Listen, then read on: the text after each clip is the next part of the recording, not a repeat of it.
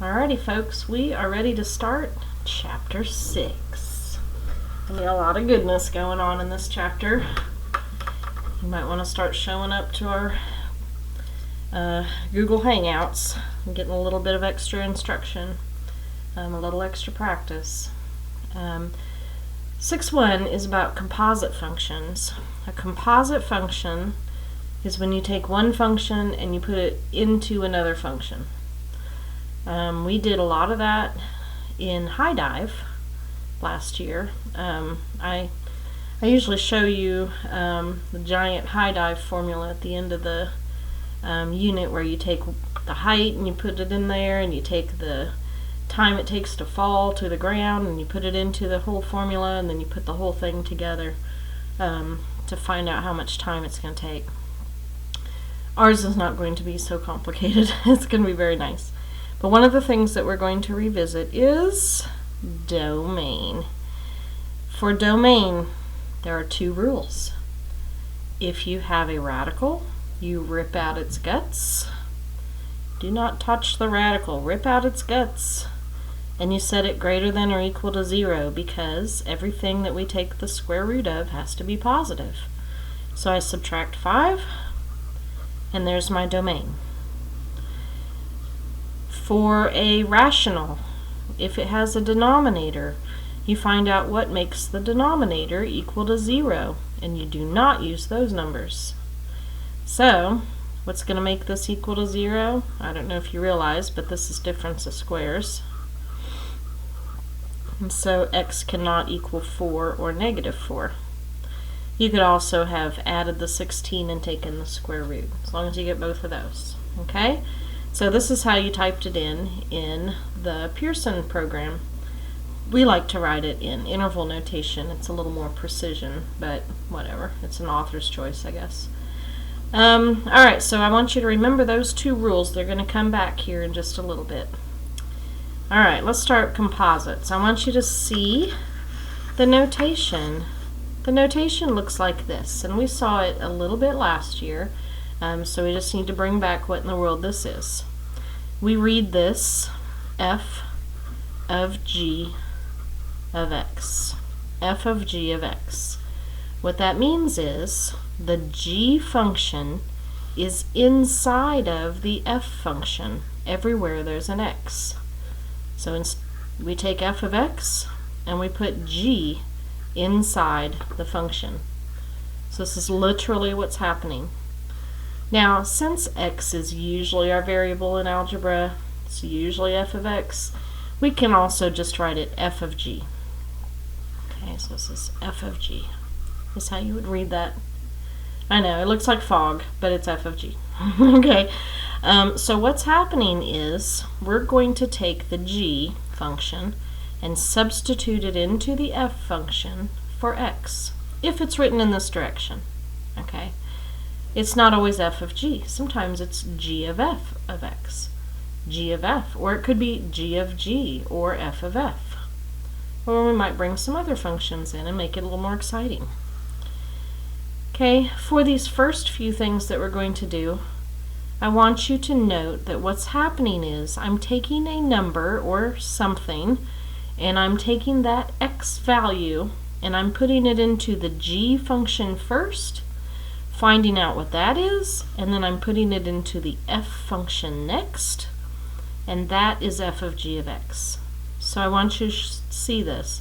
I'm taking the x, plugging it into the g, and then taking that and plugging it into the f. So you see how I'm working backwards?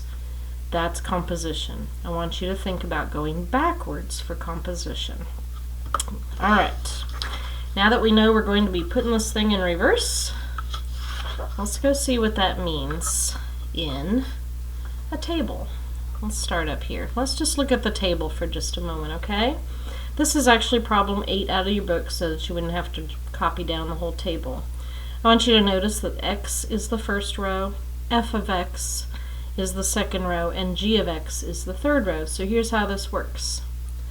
If x equals negative 3, and I put negative 3 into f, I get 11. if I put negative 3 into g, I get negative 8. How nice. Let's look at this. F of g of 1.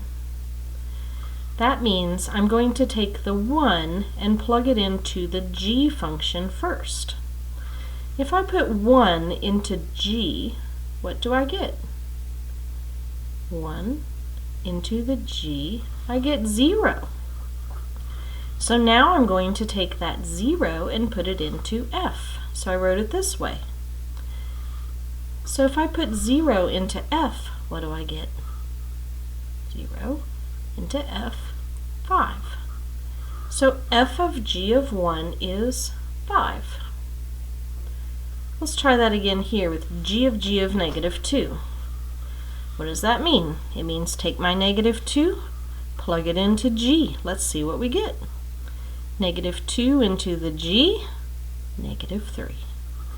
Now I'm going to take that negative 3 and plug it into g again. Negative 3 into g, negative 8. There it is, g of negative 2. Alright, I want you to hit pause and try these two on your own. I'm going to take 3 into f is negative 1. I put negative 1 into g, I get negative 8. I hope that's what you got. F of 3, I put 3 into f, and I get negative 1. I put negative 1 into f again, and I get 7. Yay! Alright, I want to take that same idea and we're going to put it into a graph this time. You just look with me at the graph, okay?